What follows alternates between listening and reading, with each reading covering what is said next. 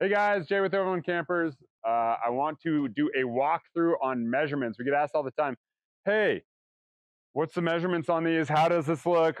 Tell me about bedding heights. Can I sit in it with the top down discreetly in a Walmart parking lot?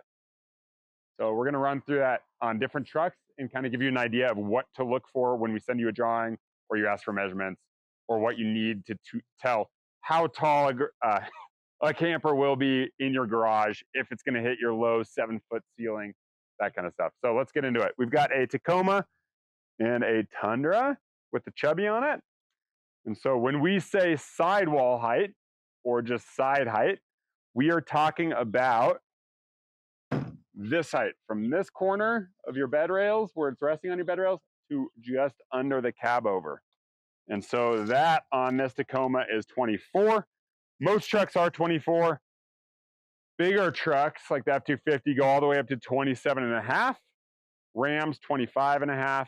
Tundras, 24.5. And Chevy is 24.5. And Ford F-150 is 25.5. So there's a lot of variance, but most midsizes are 24. But that is what we mean from this reference to this is your sidewall height.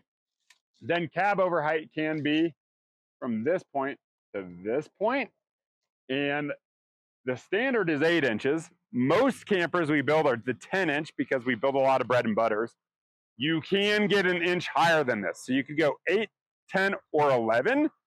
We always get asked, how much bedding does that mean? If I have an 8-inch Cabover, does that mean I have 8 inches of bedding height? And the answer is no, because we have a bed platform and we've got a bed slide that sits on top of the bed platform. Each bed platform takes up 1.25 inches, so combined 2.5. So if you had an 8-inch Cabover, it'd be 8-inch minus 2.5 equals 5.5 inches of bedding height. If you got the 10-inch, 7.5. If you got the 11.5, 11, you'd have 8.5.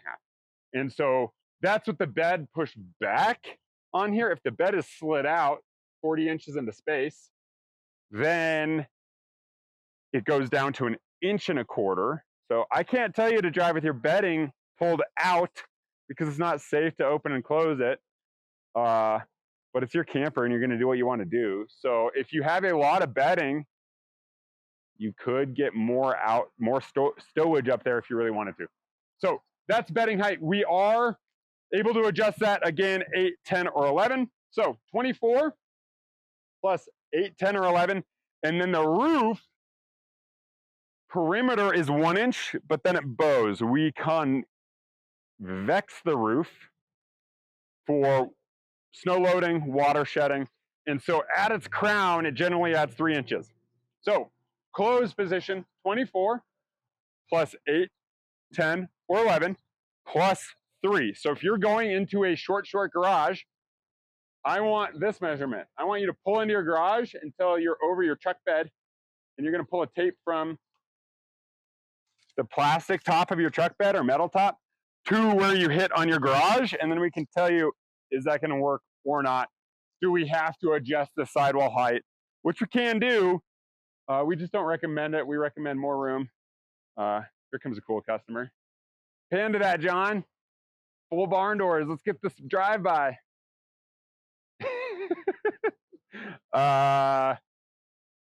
And then the canvas always adds 28 inches. Here, show the barn doors. People always ask, what's full barn doors look like? There you go, people. There they are. And then the canvas always adds 28 inches. So in the pop configuration, it adds 28. So another way to look at why these dimensions are important is we always get, hey, can I make a bench in here and sit up in my camper? And I'll show you that in a second. With one closed where the canvas hits, if you'd be able to sit up in dirt bag in that Burger King parking lot, or the, oh, what's that parking lot that has all the country buffet, right? Cracker Barrel. So those are important dimensions. Let's look at the rear now. And the rear is very similar. So again, this is your Cabover portion from this reference to this reference, 8, 10, or 11. In this case, this is a 10. And then if we tell you 24 inches that your sidewall is going to be, that means that this opening is going to be 24 from this point to this point. So with our trim for our door ceiling, you're actually kind of minus 1 inch. And so it would actually be 23 on this one. So if I pull a tape from there to there. So I get a lot of questions. Hey, can I fit a dirt bike in here? Hey, can I put my mountain bike standing up? Mountain bike's at the angle all the time, but we get a lot of dirt bike questions. So total sidewall height, F250. That's people have dirt bikes. They're like, can I fit this in my F250? 27 minus 1, you'd have 26 from this corner to that, plus your bed depth to get anything in. So that is the rear dimensions. And then I'm going to quickly show you the interior. What I mean, John made these all pretty. Let me ruin this real quick and bring this down. And what I was talking about earlier with the bedding height stuff. So the 1 1/4, 2 1/2. All right, so I'm ready to take this down. Let's talk about this real quick. You can see right here, this is 1 1/4 inches. So if your Cabover height is 10 inches, like it is here, that takes up 1 1/4 inches, and then this slide takes up another 1 1/4 inches. So you can see I've got 2 2.5 inch mattress pads. That's 5 inches, and I have 2 1/2 left right here to put on top of that. So 7 1/2. So that's that dimension. Let me bring this down real quick and show you the sitting on a bench. So say you were just like trying to have lunch with the kids in the ski parking lot, or again at the Cracker Barrel in Flagstaff. You could build a bench here, but again, you have this canvas. The canvas you could push up, but you could make a nice spot if this is taller, be even better. But obviously a bench would be out here. And you'd not hit your head on the canvas. So yes, that is possible. It is possible to sit in these and make a little discreet camping spot, especially if you're just going to pull off the side of the road and camp. Side note, a trick I've learned is if you're rolling into a camp at night, call the police department and say, hey, where can I sleep where you're not going to harass me? And they usually point out a place where they're like, oh, people sleep here. So you could always pop up the camper then and know you're not gonna get bothered by the local PD. Let me take this down. So let's look at a Chubby real quick and look at measurements. This is a Tundra.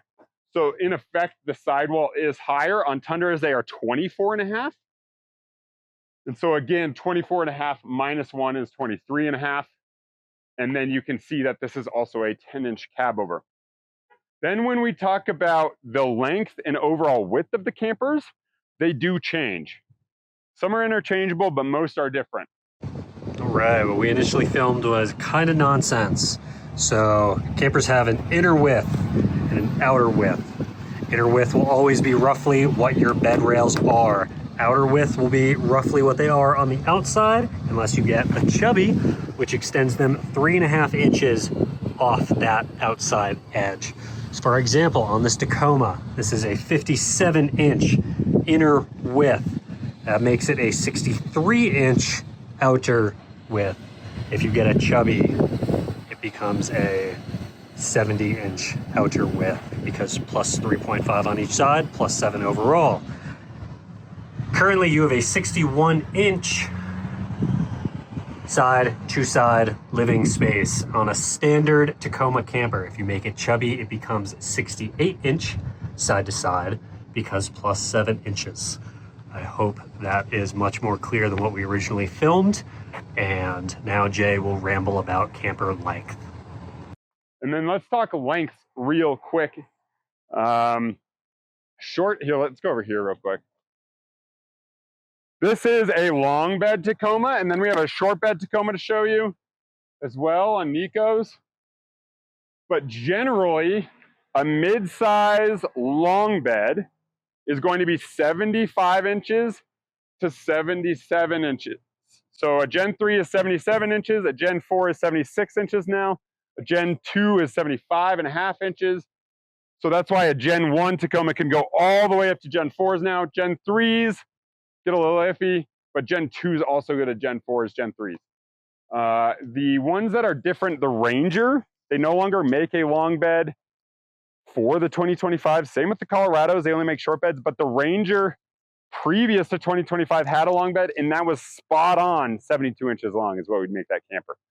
Short beds, you take a foot off of that. So we're down to from 77 to 63-ish on the 5-foot beds.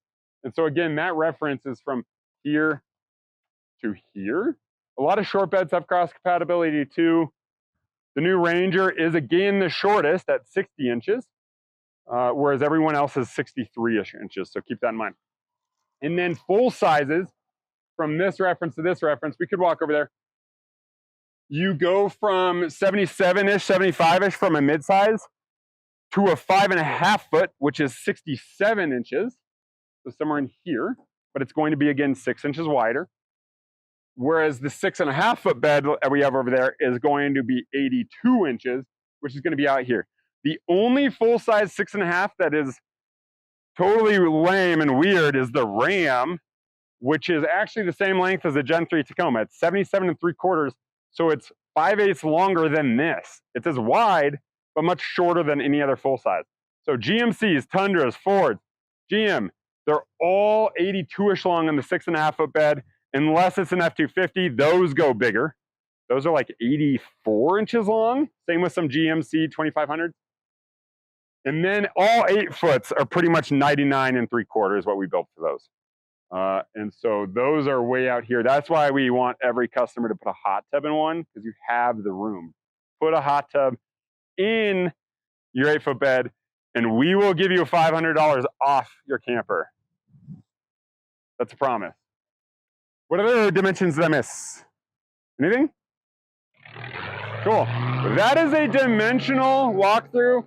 If you guys want any other dimension walkthrough that we can add to this, or just rip another video, put it in the comments. I tried to touch everything. Just keep in mind those measurements. Affecting total height of standing room and sitting room is your bed depth. Bed depth is deeper with the full size, shallower with the mid-size. But again, if you find anything that you want to know that I didn't hit, let us know. Thanks.